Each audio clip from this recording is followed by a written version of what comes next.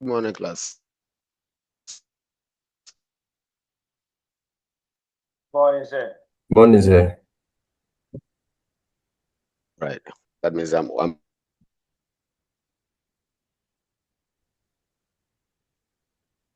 audible and clear. Okay, so after class I'll be sharing since the group has the necessary questions for presentation. But for now I would want to start with you on the chapter 3. I think last week we dealt with is that process or something? Yeah. So today we're dealing with managing systems project.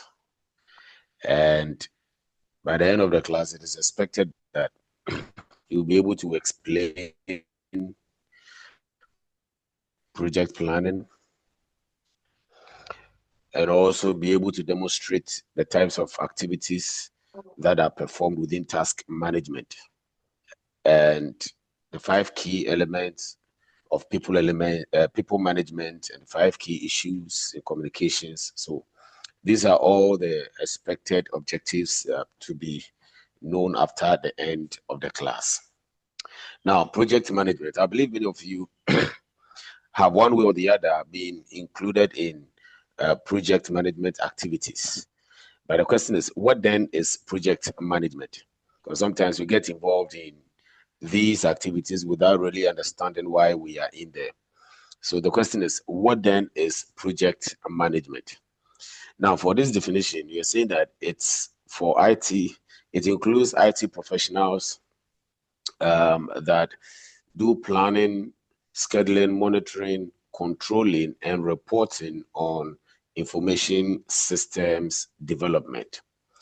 And for that, you realize that for every project manager will then have to break down such project that has been given to him or her into tasks and then determine the order by which the task must be performed, so that through that you will be able to know how long each task will take and what each person must also do.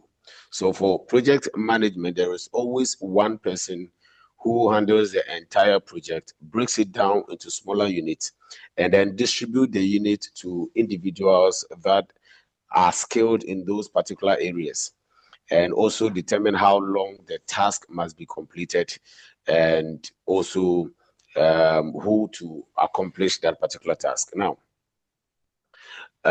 for project activities, there are tools that we use in handling those tools. And one popular example is Microsoft Project. Microsoft Project. I don't know how many of you are familiar with Microsoft Project, but it's one of the most popular project management tools that can be used to create, monitor the project, plan reports, progress, and use risk management to make the processes very easy. Now, there are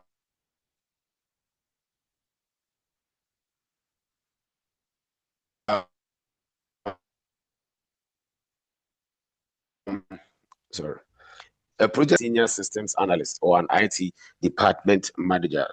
So we are looking at who handles a project for which subsequently he breaks down or he breaks the project down into smaller units for distribution. Now, that leader is most at times or usually someone who is knowledgeable within systems and also or an IT manager.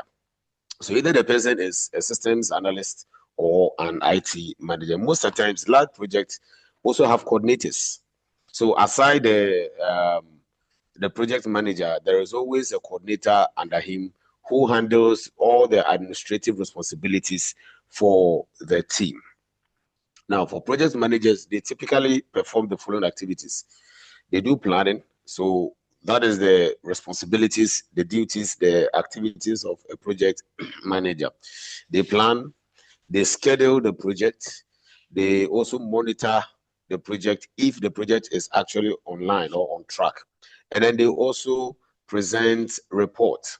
they also present reports. Now, these are the responsibilities of a project manager. Now, I told you that a project is divided into tasks. Okay. Now, in dividing it into tasks, you need what we call a work breakdown structure. A work breakdown structure. Now, what then is a work breakdown structure? A work breakdown structure involves breaking a project down into series of smaller tasks. Series of smaller tasks. And there are two types of chart that normally they use to represent the breaking down of these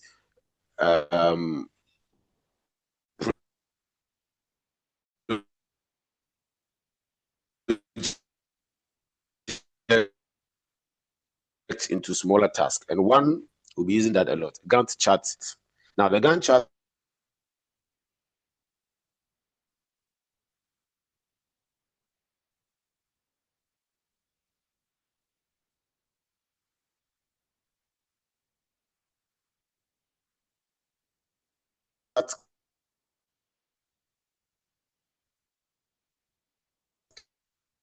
can simplify a complex project. That can simplify a complex project by combining several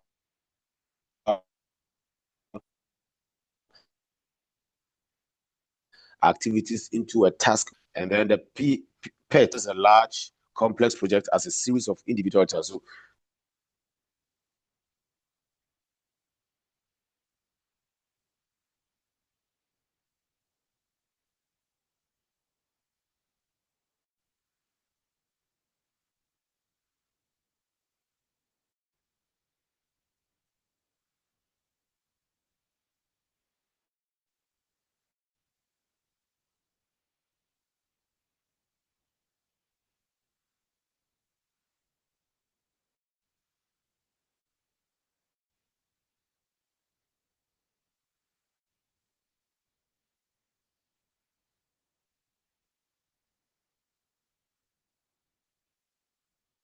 hello, please, can you hear me? It looks like my network just Yes, sir, we can hear you. Yeah, that the network, your line is breaking. Oh, all right.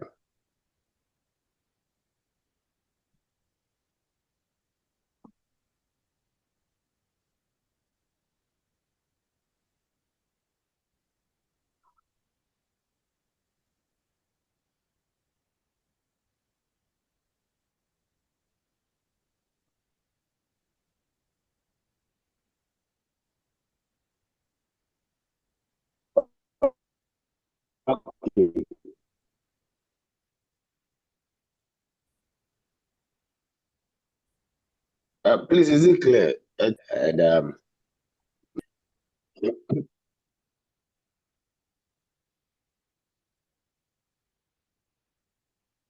all right, so we're at task management, which involves the breakdown of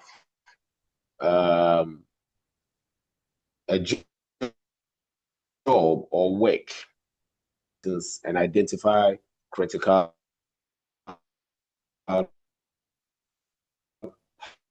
path. I want you to consider this very well. Task management of a work breakdown structure, modeling task patterns, and also identifying critical path.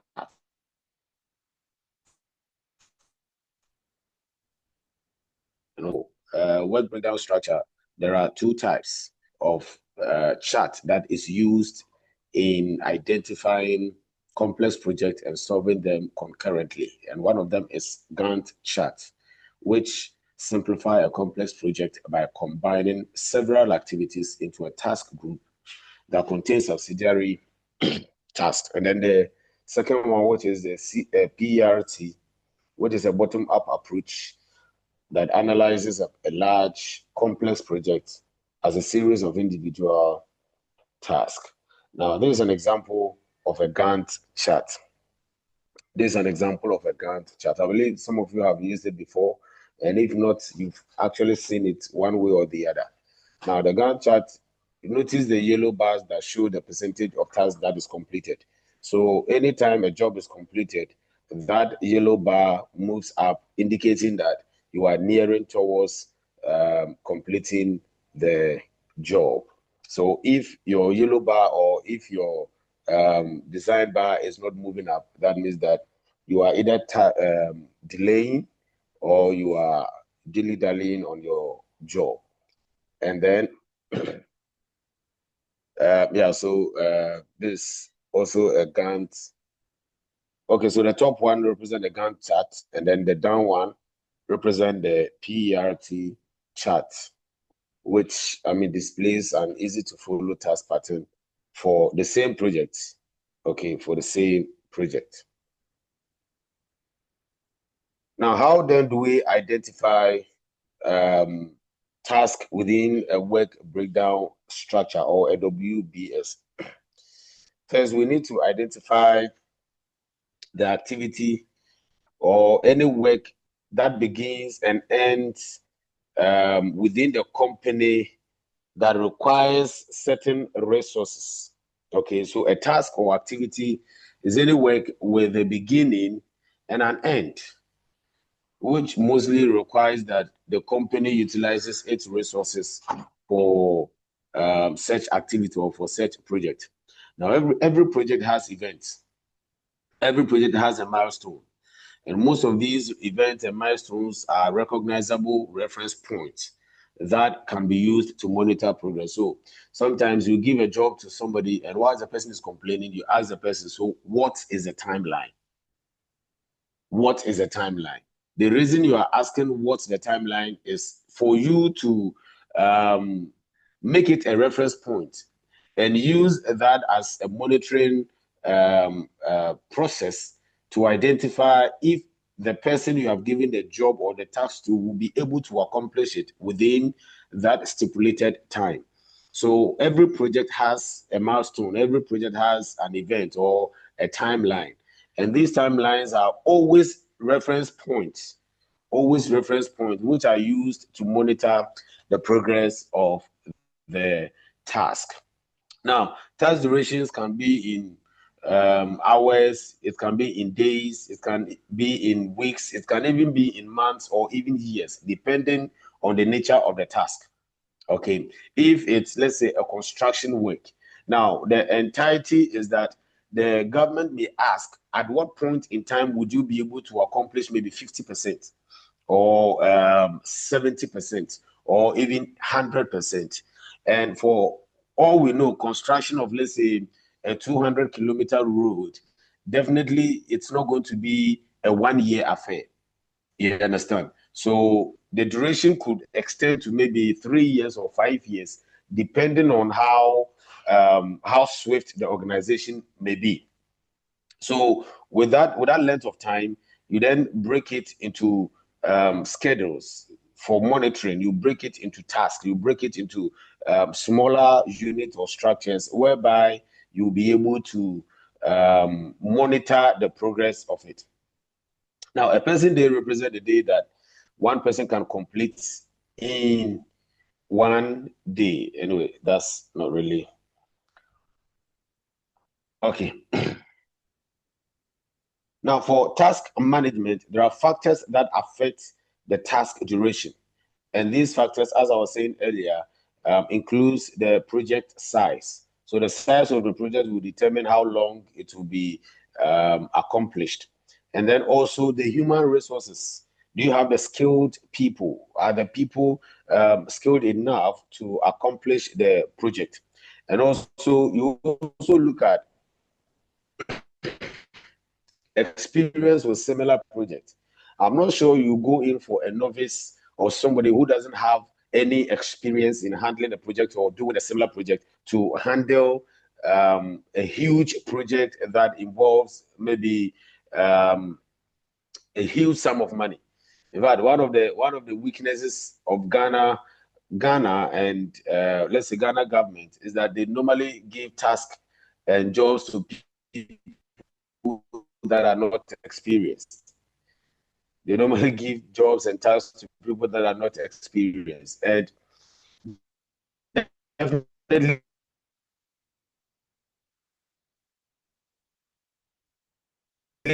giving jobs to people that are not experienced will not resolve that you may, or the experience of people with similar projects that may become an issue for the project to be accomplished very early. You consider that constraint. Sometimes a constraint could be a financial constraint. Okay, you may have budgeted, but then the source of the income or the source by which you're expecting the finances to come forth, maybe something happened, and as a result of that, it delays the release of funds. So that could be a constraint. So you should consider these 4 factors when pursuing a task or project.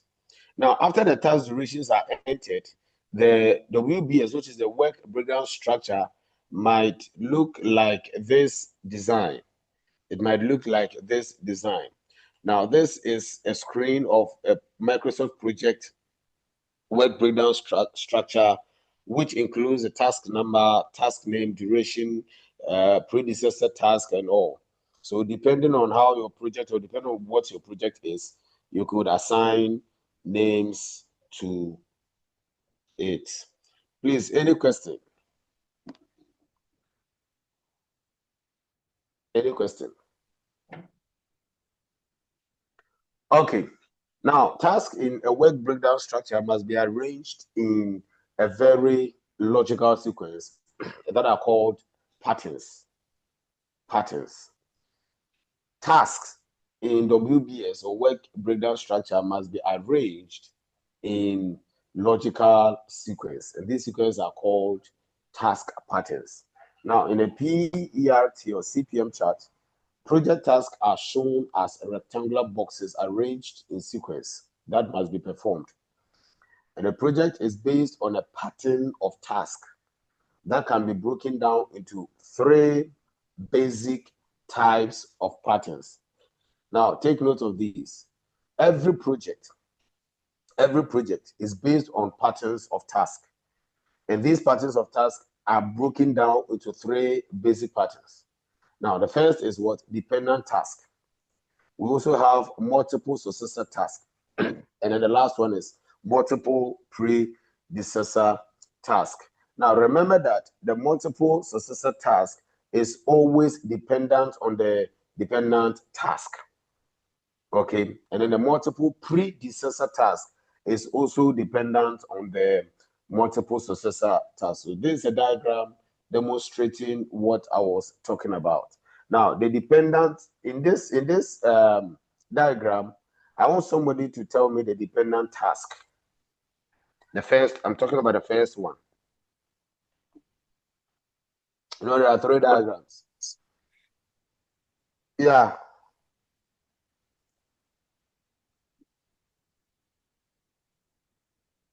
Which one do you think is the dependent task?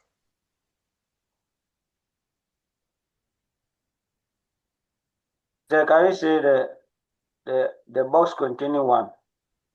Okay, so the box containing one is the dependent task. Okay, now what about the second one? Which one is the dependent task now?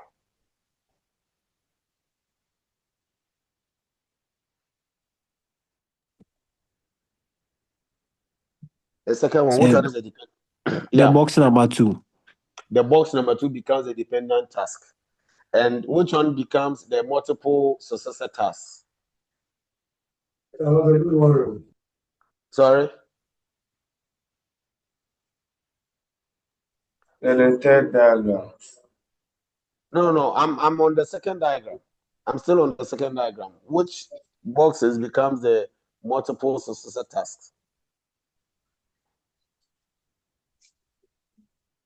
The third one, sir. The third one. The third one counting from number 3. Number 3. 3 and 4. 3 and 4. Yes, because 3 and 4 is the multiple successor task that proceeds from the dependent task, which is the box number 2. Okay, and then the last one, which is the multiple predecessor task, which is the figure 3 to 15. Which one is the multiple predecessor tasks? Multiple predecessor task.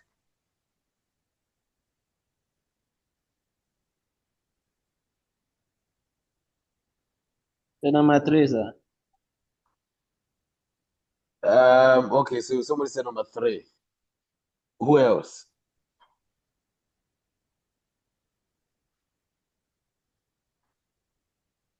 Say 5 and 6.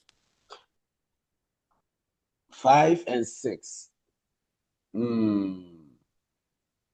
So for here, 5 and 6 now becomes the multiple successor tasks.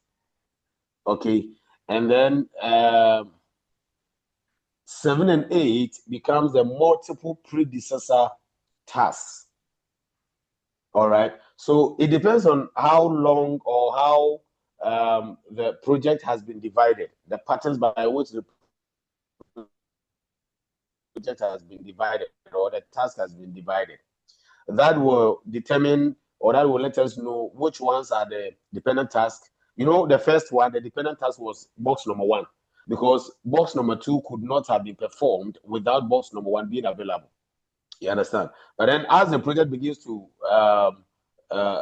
proceed, there are other areas that may be dependent on, what has been done. So you then decide on, or you then begin to break it down and then find out which ones are depending on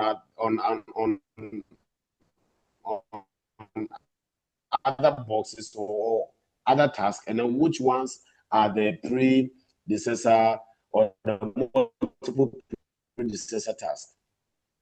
Now, I hope it's clear. Critical path. Yes, sir. All right. Remember, I talked about a critical path in the definition of task management. Okay, let me give you the definition. The definition says that task management involves creating a work breakdown schedule, a structure, modeling task patterns, and identifying the critical path. And then we've dealt with the work breakdown structure, we've dealt with task patterns, and now we are at what? Identifying critical path. Now, a critical path is a series of tasks that, if delayed, would affect the completion date of an overall project. That is a critical path. It is a series of tasks that, if delayed, would affect the completion date of the overall project. So whenever a project is broken down, remember that there is always a date. I said earlier that there is a timeline, there's a milestone. Okay, that timeline or that milestone will indicate when the project will be accomplished or will be done. Now, the critical part talks about a series of tasks that, if excuse me, that if they are delayed, it will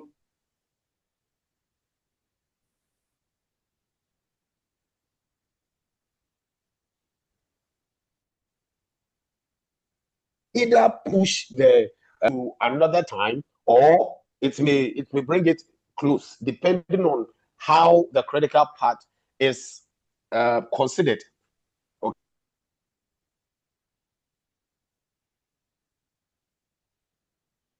Okay. Now, if any task on a critical part falls behind schedule, what will happen? If there is upon that critical path and that task falls behind, what happens? What happens?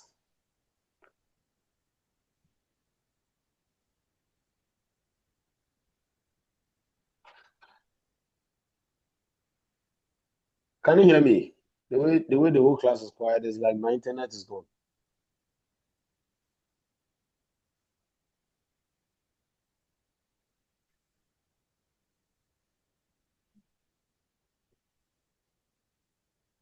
Hello, please, can you hear me? I hear you. Oh, okay, all right. So if a critical part falls behind schedule, then that will let you know that the entire project will be what? Delayed. Now, Microsoft Project and other project management softwares can sometimes highlight the series of tasks that form the critical path. So if you use these management tools, project management tools, they are able to give you tracks of projects that, if they are not really considered, could shift the completion date of that particular project either ahead. So they indicate to you the critical parts of the entire project. Okay, that is why now in this current dispensation, it is good to use some of these management project tools or project management tools, because they are able to highlight critical areas that will delay your project. We also have slack time. Slack time is the amount of time that the task could be late without pushing back the completion date of the entire project. Slack time is the amount of time that the task could be late. So last semester, I gave an example to the class that it's one of the terminologies that we'll be using, but sometimes our attention may not have been drawn critically to it. So, like maybe Andre wants to meet Magdalene maybe under a tree, and Magdalene Andre gave her a time that, let's meet at 7:30, and then Magdalene stays there from 7 o'clock up till about 8:30, and then Andres comes at 9. Now, sometimes the word that may come out, or maybe they were waiting for somebody, they are supposed to meet a big man, and because Andre was late, the big man came to pass.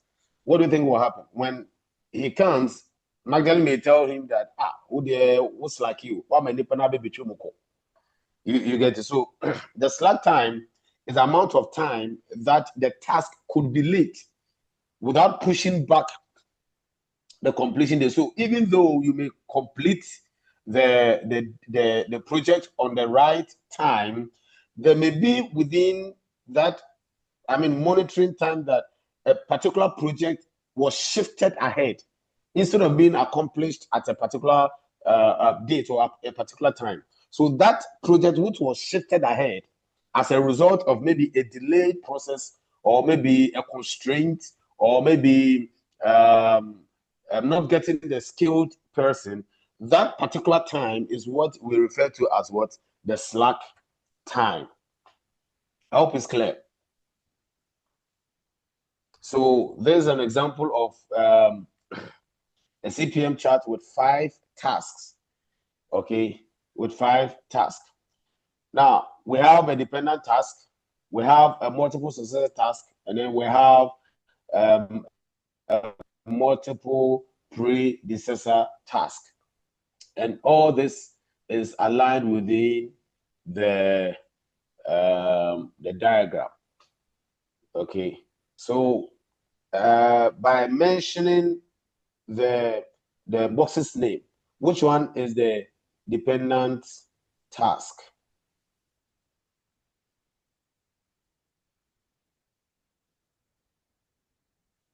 Which one is the dependent task?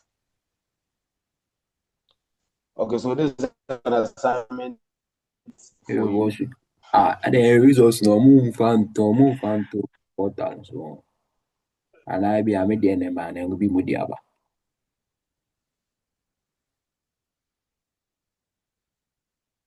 And I hold their number. Can you hear me? All right. I need their number. All right. So the next one we will look at is people management. People management. Now, for a systems analyst must communicate complex ideas. Every systems analyst must be able to do what? Communicate complex ideas very clearly, very concisely, be able to translate technical jargons into lay terms, and accurately grasp and address users' needs. So as a systems analyst or as a project manager, one of the areas or the key areas that you must be strong at is what? People management. Because within that area, you should be able to communicate very complex ideas into simple terms, okay, into simple sentences, and also be able to translate very technical words into ordinary terms where people would be able to understand. Now, another thing that you should also be able to do is to be able to foster effective collaboration amongst your team. As a project manager, you should be able to do what? Foster communication among your team. Now, for every project leader, without proper communication, without fostering effective collaboration amongst your team, you may as well step down as a leader. You understand? And then for every team leader, you must also be able to nurture growth in a team. You should be able to nurture growth in a team. How do you nurture growth? By creating opportunities for people to learn. By creating opportunities. Some leaders, in fact, if you work under them, you will suffer. They won't create opportunities for you. They won't push you to learn. They won't make you like they won't let you understand that you got to grow. You understand? So for a project manager, one of the things, or for a systems analyst, one of the key areas that you must really consider is ability to manage people, and also creating opportunities for them. Now, an effective people manager or management means being able to recognize the disruptive nature of change and providing support during transitions. Okay, sometimes somebody may come to work and the person may not be in his or her right mood. As a people manager, you should be able to identify that maybe that person is not in the right mood, or that person has an emotional issue, a psychological problem, and then have a way of communicating it to the other team members, and also help solve that issue, that emotional psychological issue. Okay, so this can involve communicating what the change entails and why it is necessary, addressing concerns, and providing training. And then also, the trust is a fundamental aspect of people management, effective people management. When people feel trusted, they tend to be more committed. If you're a leader and they don't trust you, they won't be committed to you. Okay, they won't be committed to you.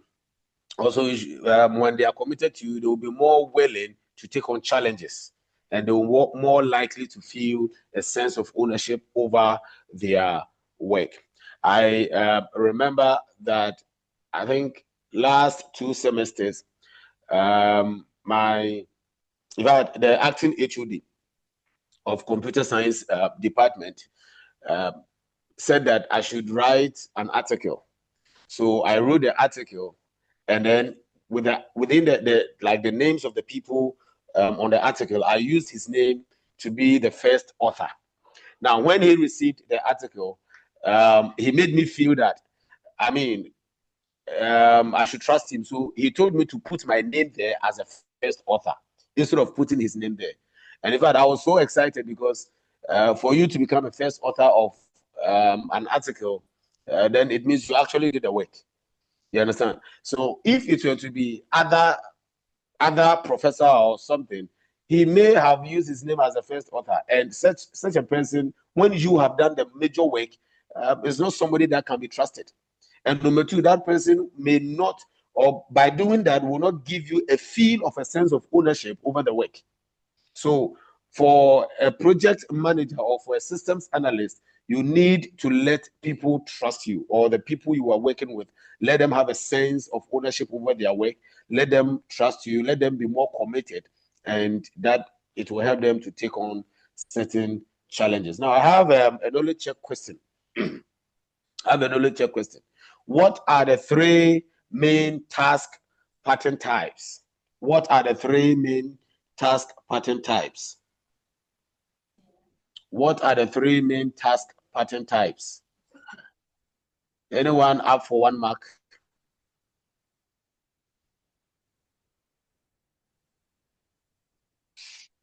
Sir, good morning. What are the three? Morning, sir. This is Joseph. Okay, What Uncle Joseph. the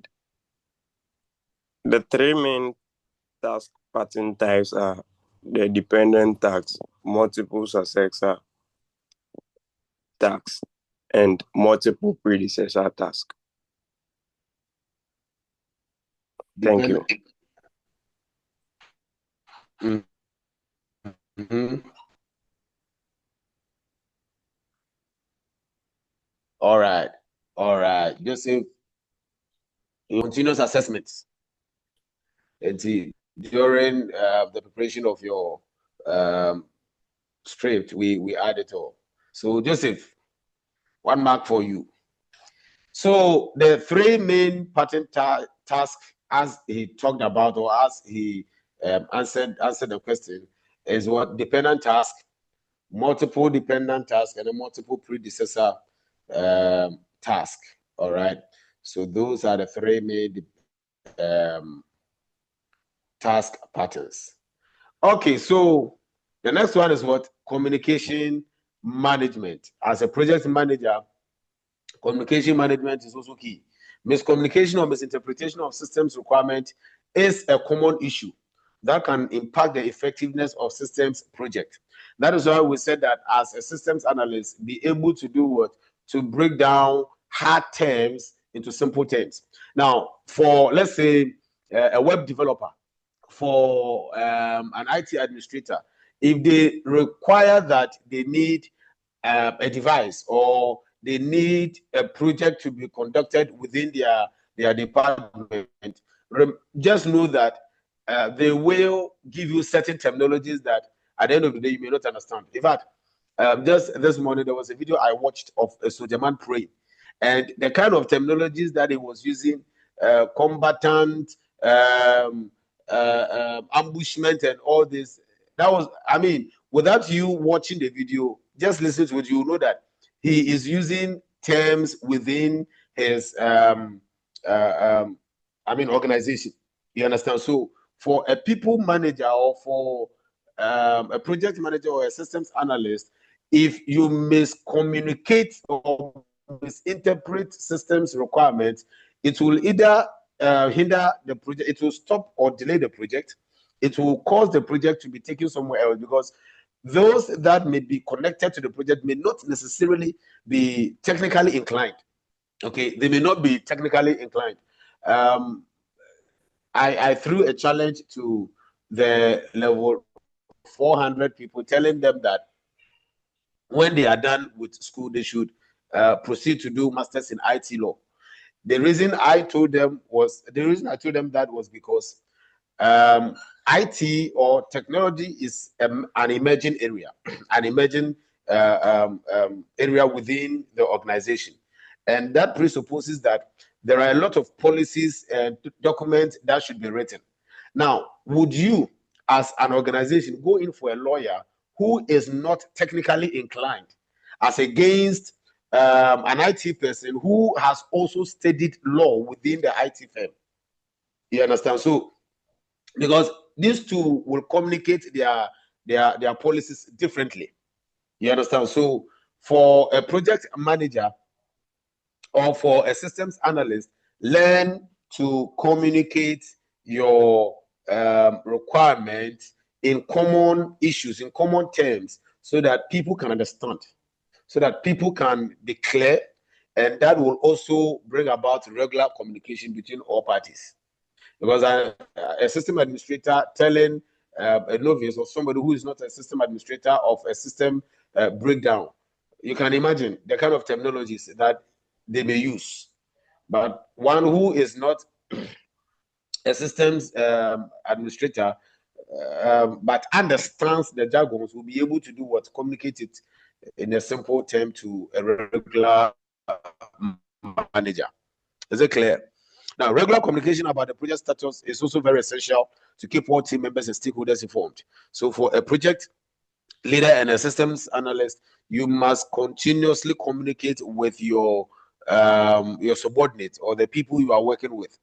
because for every project team member must regularly report their progress to the project manager, who in turn report to management and users. And project managers should schedule regular meetings and create status reports. All right, so that is what communication management is supposed to be. So systems projects often involve changes in requirements, design, project scope, and all. Now, when there are changes, there must be a need for clear communication protocol, robust change management procedures, and effective communication tools. All right. Now, for this school, one of the effective communication tools is what? For GCT, which one? What is the major communication tool?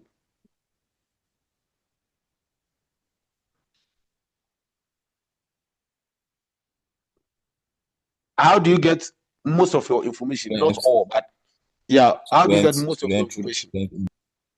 Student what? Through the student email. Yes, through the is it email? Maybe it's connected to our SIP or something like that. Yes, but do you think the major communication tool, in fact, if you're doing a survey, you find out that even email is not the major communication tool within the school. Yes, it's true. WhatsApp. The learning management system. Learning management system. Okay. That would be third. Email is second. Email, I mean, for the survey, email is second. SIP is third. Is it? WhatsApp. It's WhatsApp. Most of your information, where do you get it from? You get it on WhatsApp. Either the school's WhatsApp channel, or maybe they send it to the class rep, like the group making that I sent a message to the class rep, and then he sent it. I'm checking on some people's project. It's through WhatsApp. You understand? Even though email has been given to us, but it looks like not everybody accesses email on frequent basis.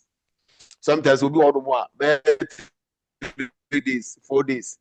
Now checking the email. But for WhatsApp, almost every hour, almost every minute. I mean, that's so it's you should identify a clear communication path as a project manager, and then use that to communicate to your colleagues or subordinates or whomever you are leading or whomever you are working with. Also, build a culture of understanding.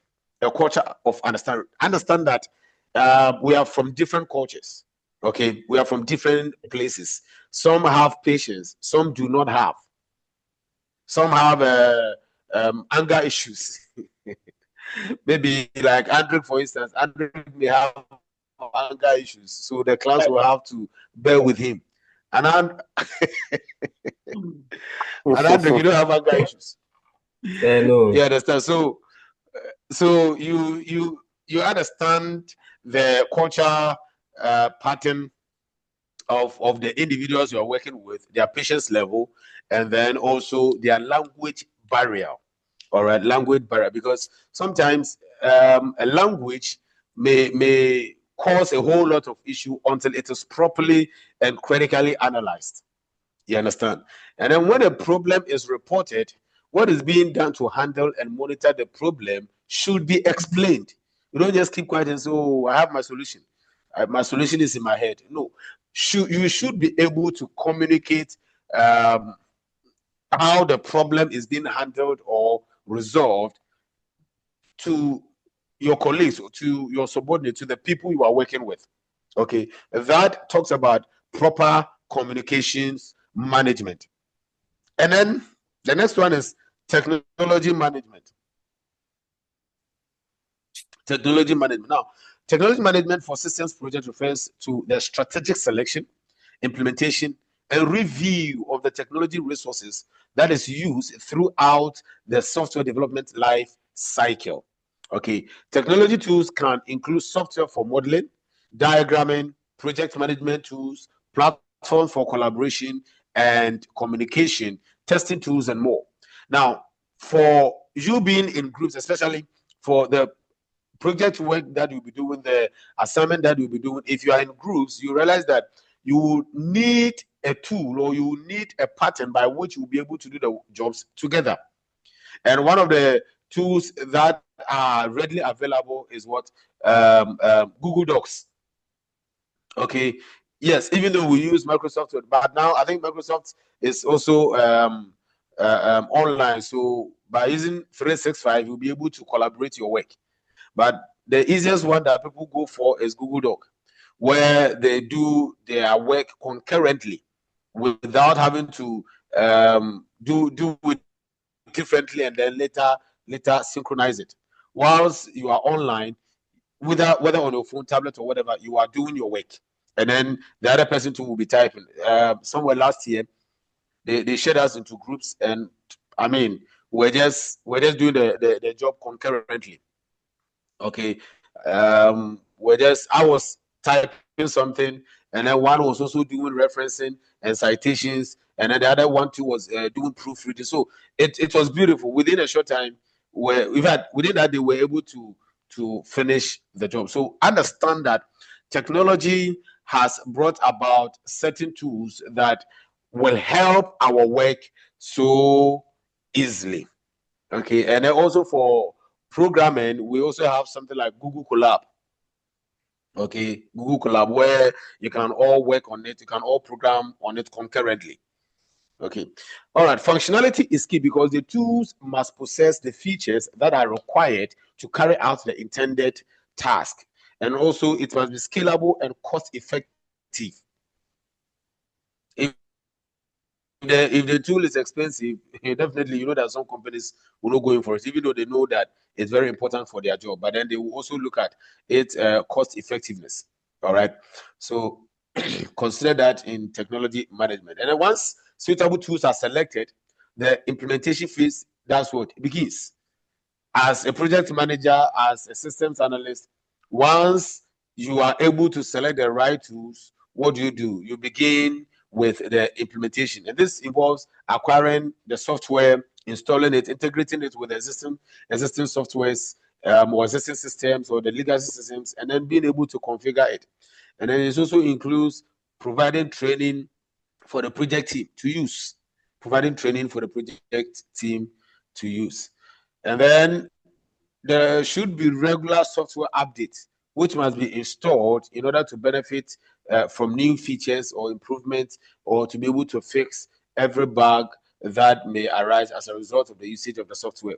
And the regular security checks and updates, strong access controls, and proactive measures against potential threat must be essential. The next one that we'll talk about is financial management. Now, these are all work breakdown patterns and management patterns that must be understood as a project manager or as a systems analyst. Financial management, you need to understand the economic implications of system projects, and how its impact can affect the outcomes and the overall efficiency of the operations. Jonathan, stop writing on my page. All right. So,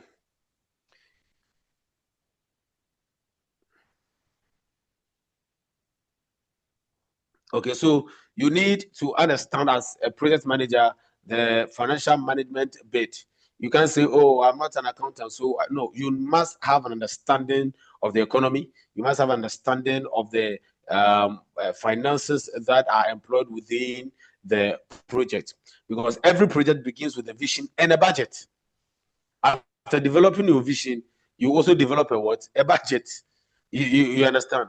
And then you have to consider certain factors within the budget, like labor costs, software, hardware, expenses, training requirements, maintenance costs, and potential cost overrun. These are all factors that you must consider when drawing up a budget for your project. And then when you are investing in technology, it also includes procuring the latest software for design and analysis, being able to upgrade the hardware. Like last week, who was that? Is it Joshua or something that says that the boss, requested for a machine. When the machine came, the machine was not really helping her job. So she need to put in another request. That was what? An upgrade. So an upgrade to the hardware in order to support the project that she was doing. And then also be able to maintain a robust technological infrastructure. A robust technological infrastructure. Now, you must also have an investing skill that could involve structured training programs, workshops, seminars, or encouraging self-paced online learning. That's one of the things I encourage a lot, self-paced online learning. Within a week, a level 2 guy came to me and he wanted to understand something. So after sitting him down and then showing him, he came the following day and says he wants to sit by me and then do the work. You understand? So what do you think I'm doing? I'm encouraging a self-paced online learning. And then leaders should also weigh the projected benefits of the proposed system as against the projected cost. And that talks about ROI analysis that must clarify the system's value to the organization. So if you are a systems analyst, you need, and then the organization needs a system or needs a software. You must clarify what's the importance of that system and the money they may generate or the cost they may reduce to the organization, so that the organization will know the value of the system before going in for it. You can't just go and then buy software and at the end of the day it doesn't become useful to the organization. That they will tell you have caused financial loss to the state. You understand? So some financial losses that has been caused to the state, it is not because they spent the money, but it is because they went to buy items that were outdated, they were antiquated, they were old, and they couldn't use it. So definitely you have done what you have spent the money. And also regular financial risk assessment must be done to enable leaders to justify and also mitigate these risks before they become unmanageable.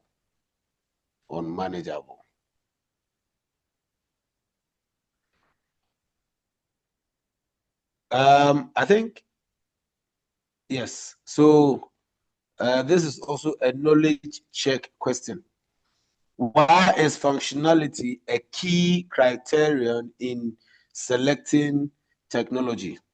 Why do you think you should consider functionality when you are choosing a technology for your project or for your project or for your work?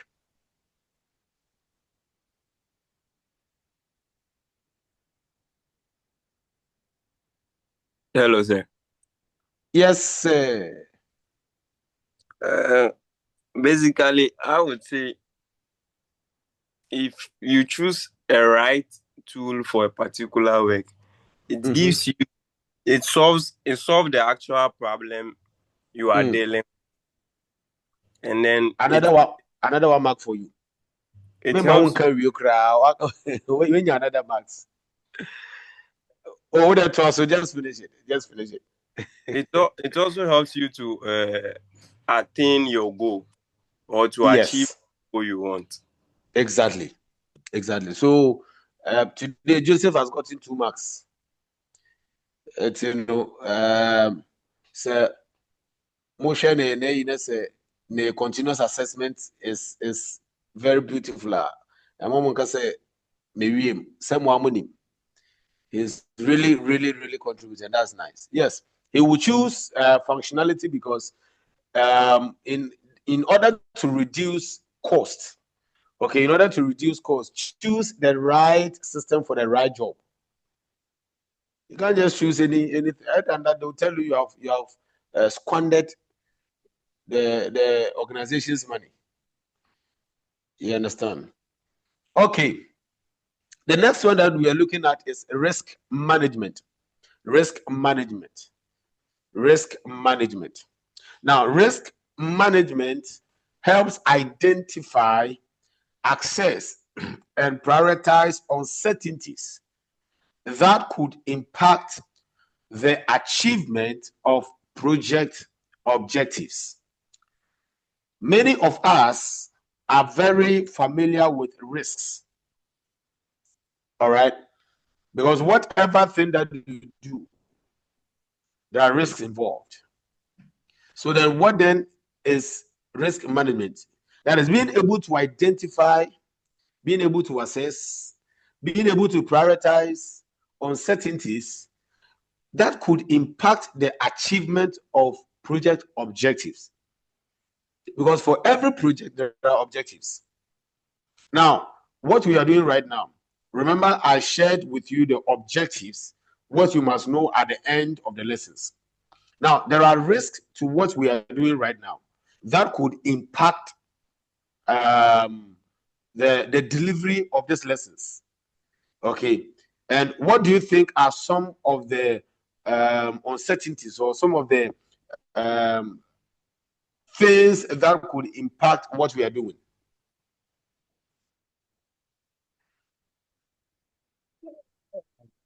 So, Yes, Richmond. Richmond, yeah, can we say power outages can be one of them?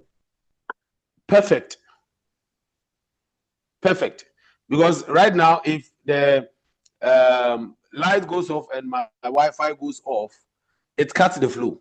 Even though I may have a battery in my laptop, if the Wi-Fi doesn't have any backup and it goes off, it impacts us. You understand? So it's a risk. So whatever you do is a risk. What any other thing can you come up with?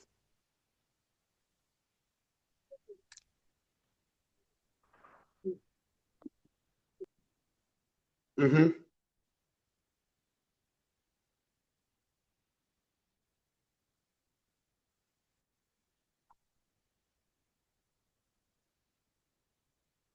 Yes.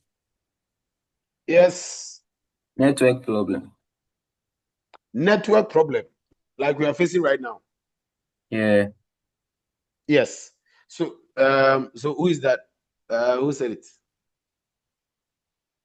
Roland. Roland. Okay. So in one mark. Okay. So internet activities could also impact on the delivery of these lessons. All right. Internet activities could also impact the delivery of this lesson. And then what next? Sir, What next? and also have hardware issues. A hardware issue. And then I am machine, but a hardware issue.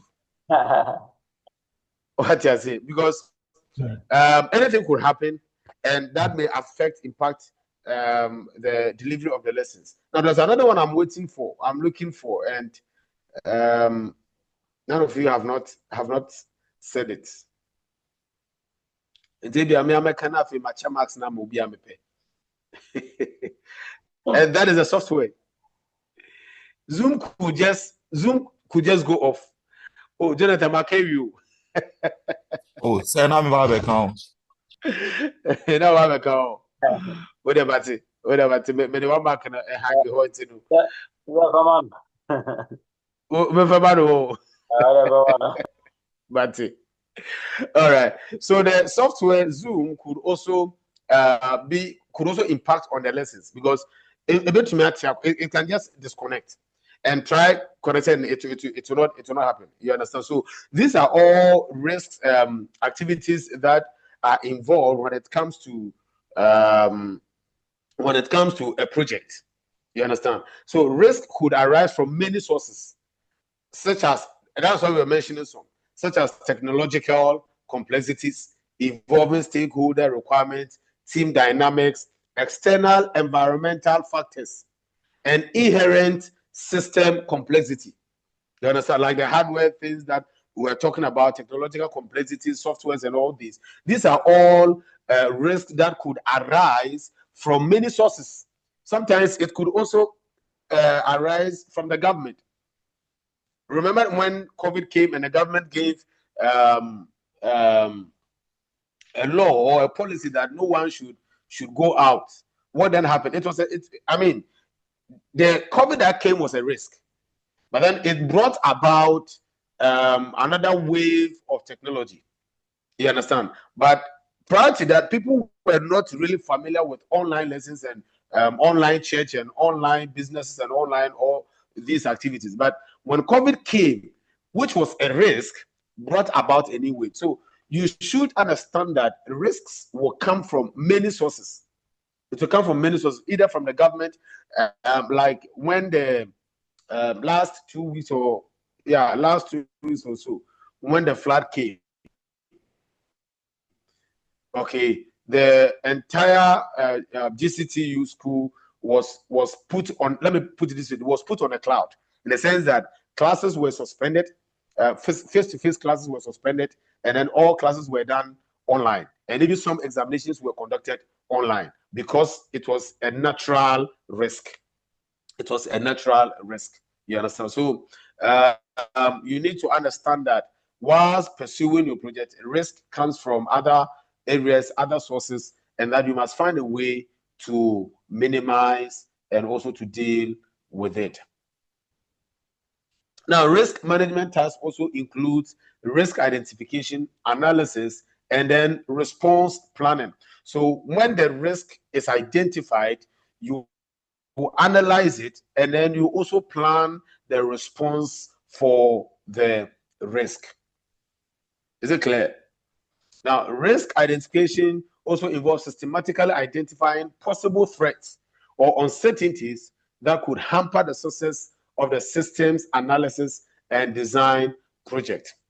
Now, there are risk identification techniques, which includes Delphi technique, SWOT analysis, and risk breakdown structure. So these are risk identification techniques that could be used in order to deal with risk situations within an organization.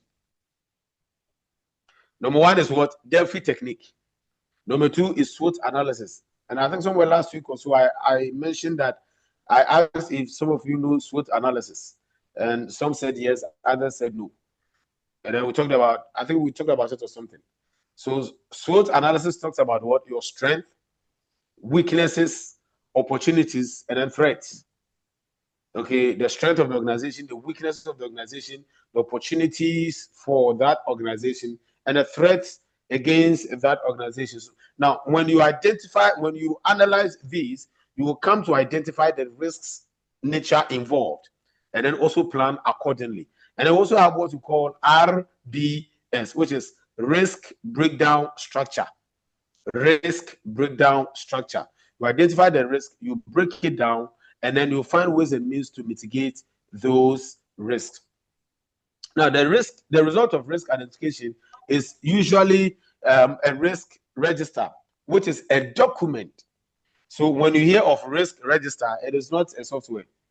It's a document that details all identified risks along with their characteristics. Okay, risk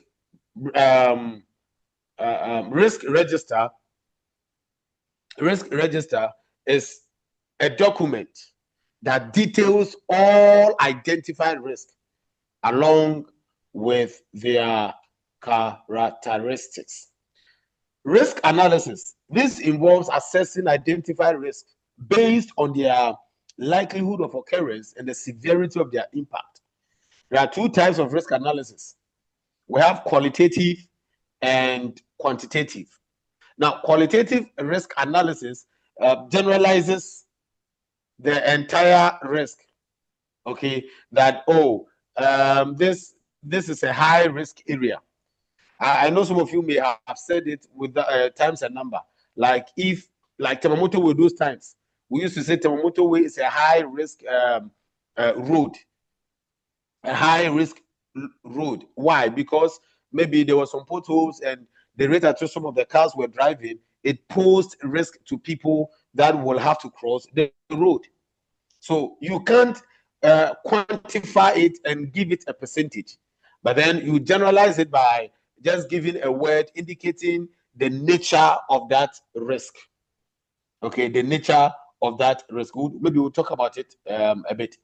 And then we also have, okay, so I was talking about the two types of risk analysis, which is the qualitative risk analysis and the quantitative risk analysis. The qualitative generalizes the whole thing and then gives a word either high or low, medium, or extreme high or something like that.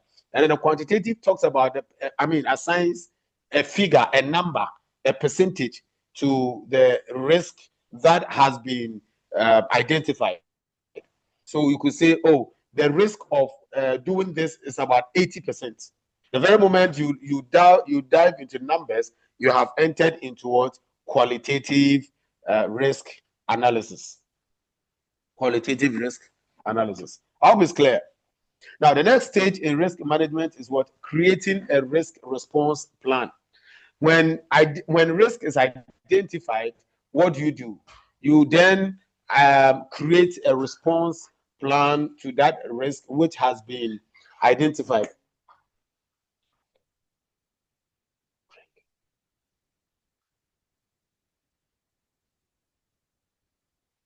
The next stage, so risk response plan. And then there are 4 risk response strategies that should be looked at. 4 risk response strategies. We have risk avoidance, risk transfer, risk mitigation, and then risk acceptance. Now, this risk, I don't want to go into details in that. Other than that, it will I want to use one of the terminologies we used. It will be a critical path. It will be a critical path. All right. So let's just look at it. 4 risk response strategies: risk avoidance, risk transfer, risk mitigation, and risk acceptance. Risk avoidance, trying to avoid risk. Let's continue. Okay, we have so I was talking about the qualitative risk analysis and then the quantitative risk analysis. Now, this is a qualitative risk analysis. High impact, low probability. Now, the very moment you dab into number like, the risk level is 9 out of 10. If you say risk level is 9 out of 10, you have entered into what? Quantitative. But if you generalize it and say, oh, it's a high impact risk, it's a high impact risk, it's a low impact risk, it's a medium impact risk, that is what? Qualitative risk analysis. We have a risk management plan. This is a summary of the risk identification, risk analysis, and risk response activities. It can include a review of the project scope, stakeholders, budget, schedule, and any other internal or external factors that might affect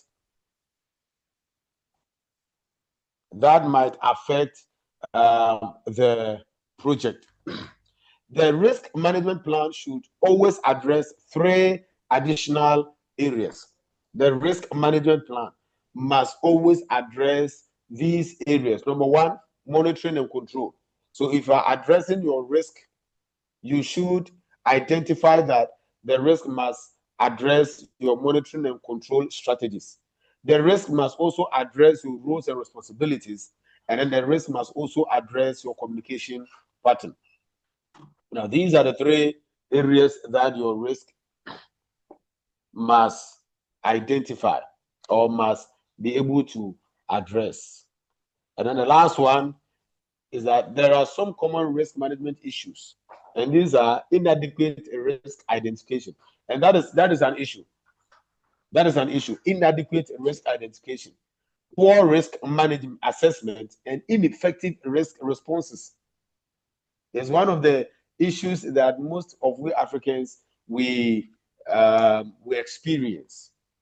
Okay, so you can also take a course in that area, risk management. By risk management, if you enter into risk management, you are dabbling into numbers. All right, so these are some of the common risk management issues that must be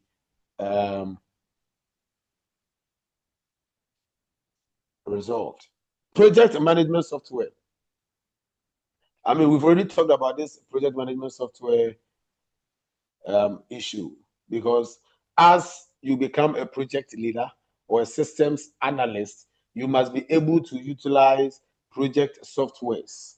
You must be able to utilize project softwares. This project softwares provides a platform for helping to plan, execute, monitor, and control all project activities. And one of the benefits is its ability to streamline operations and also automate several projects, like scheduling, resource allocation, and progress tracking. And then project managers mostly use software applications to support areas such as planning and scheduling, resource management, communication and collaboration, documentation, knowledge management, risk management, monitoring, control, and tool integration. So these are all areas for project activities. So we have Microsoft GitHub, which is a web-based hosting service for version control using Git. How many of you have utilized Microsoft GitHub before? How many of you have used it before? Mostly it is used by software programmers. What they do is that whenever they design a system and they realize that their system doesn't have the space and doesn't have the storage capacity for it, they push it into into GitHub. So you register on GitHub, which is free, all right, and then you just push your software on it. You just push your software on it. For me, I have an account there, and I have some few softwares that have been pushed there because my system cannot be holding all these softwares. In case it crashes, what happens? All right. And for GitHub, the very moment you download VS Code, there is a tab on VS Code that enables you to push your project that you have developed on VS Code onto GitHub directly. And then if you want to pull a project or a software from GitHub, you can also pull it from there and then use it. You understand? So, I mean, you can also check it out. Now, these are some of the project management software tools that are available for collaboration, document management, issue and bug tracking, project portfolio management, resource management, task management, time tracking. So these are all project management. So I talked about Google Doc, which is under Google Workspace. Okay, it helps you to do what? To create teams of all sizes. As you have Microsoft Teams, there is Google Workspace that also helps you to create teams, connect, and also collaborate. I don't know how many of you have used it before, but you can also check that out. Okay, so project management software uses a step-by-step process to develop a work-based, a work breakdown structure, work with task patterns, and analyze the critical path. And so we come to, okay, so this is the last one, managing for success. Managing for success. I mean, successfully managing systems project requires project monitoring and control, managing issues as they arise, and adopt an agile mindset. To accept changes that will occur as the project proceeds. And project monitoring and controls comprises tracking, reviewing, and regulating progress to meet performance objectives. So whenever you are leading a project, one of the things you must be very concerned about is your ability to monitor and control the project, track it, review it, regulate progress. You understand? Because for what I am doing with you, my boss tracks the progress. Okay, he tracks the progress by always finding out, have I given you people assignment? Have I given you project? Have I given you what is going on? So that at the end of the day, he knows exactly what is going on. He knows exactly what is going on. Sometimes, not sometimes, I send questions, I send it to him, and then he reviews it, tells me, okay, take this one out. This is maybe too advanced. This is too low. Do it this way, do it that way. That is how project monitoring and control happens. And then when a project develops issues, the reasons are typically involved, by the business, people, technology, budget, or schedule issues. A project manager must be able to recognize these issues and deal with them effectively. Then there are three common problems or business-related problems that may arise as a result of business managing business, and one of them is what? Business misalignment or misalignment with business objectives. Misalignment with business objectives. Sometimes a business may be in place, but they may have lost touch with their objectives or their vision. Let me put it that way. They may have lost touch with their vision. So it's a common business-related problem. So whenever you are managing a problem, make sure to align the business objectives with the vision of the business. And then also, there is what to call business process re-engineering. Business process re-engineering. And also ROI, return over investment justifications. There are three common people-related challenges, and these are communication breakdown, resistance to change, and skill gaps. Sometimes people are very much resistant to change, and that falls under communication pattern. And there are three common technology issues, which includes technological compatibility, rapid technological change, and security and privacy concerns. Now, remember that whilst technology is changing, there are other softwares that are coming, especially with the legacy systems. Now, you realize that some systems cannot have certain softwares installed on it. So if your company is still using those systems, then that means that there are certain softwares that will not be able, your company or your organization will not be able to use. And that will open you to what? Security and privacy concerns. So these are three common technological compatibility issues. And then the last one is three common budget issues. We have cost overruns, unexpected expenses, and inaccurate financial forecasting. Inaccurate financial forecasting. These are three common budget issues. What are the reasons why certain projects delays? All right, it's a question that let me put it on the chat.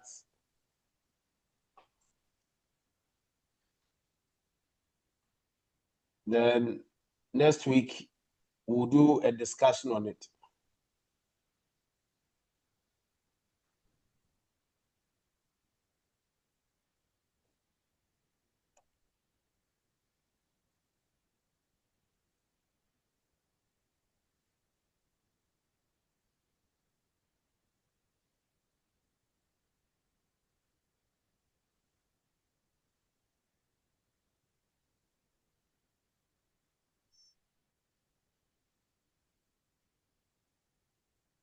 So what are the main reasons project delays?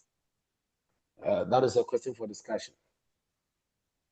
Now, most projects experience the following scheduling issues: project delays, overlapping tasks, underestimating task duration, and also some systems projects often involve complex dynamic requirements. Complex dynamic requirements. Complex dynamic requirements. An example is like having an agile mindset that can be highly effective. And an agile mindset also fosters an environment that encourages collaboration and teamwork, respect diverse perspectives, and constructively resolves conflict.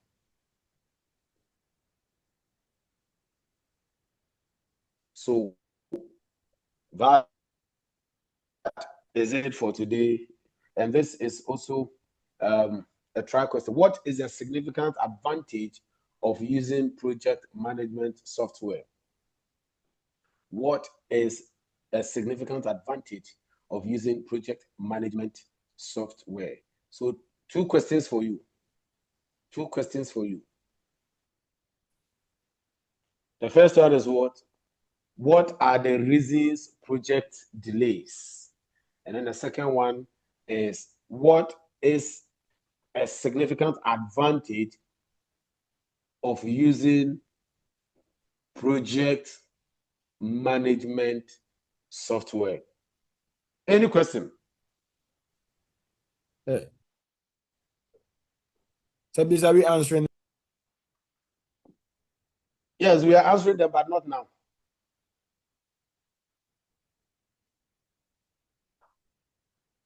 What do you say? So this one is like an individual assignment to all of you. Individual assignment. You are about 30 or 32. So I'll need about 30, 32 answers or responses. Just 2 questions per. Okay. The first one says that what are the reasons for project delays? And then the second one is what is the significant advantage of using project management software? So I'm expecting it before we come again next week, and we'll see the way forward. Any question? Yes, please, I want to find out when you go to the LMS, the slides are not there. I don't know.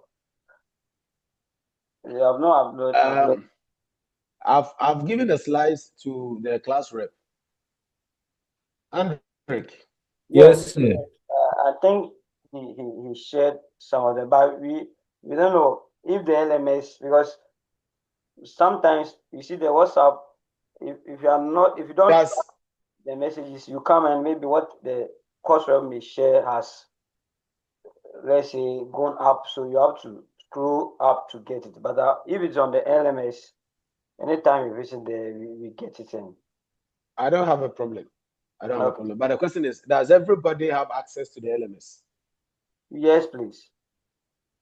Are you talking for yourself or talking for everybody? Yes, please. Yes, sir. Yes, Yes, please. Yes, sir.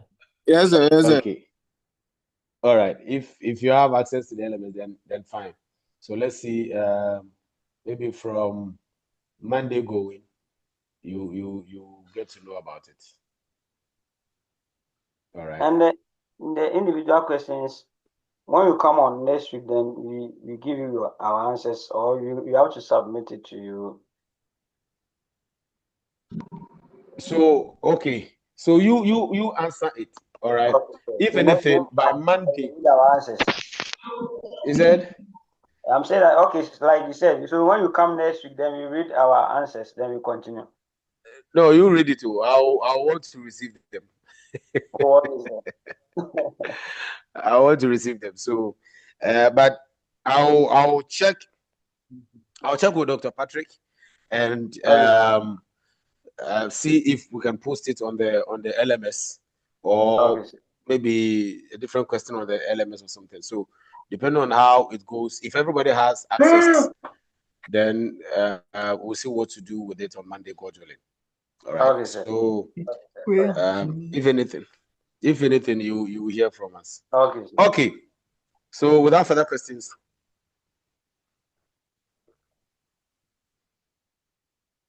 Or there are further questions? No, sir. Open in time. Anyway. Oh. All right, that's fine. So we'll move the other class. In fact, I cannot move it. Somebody should move it. And also, second.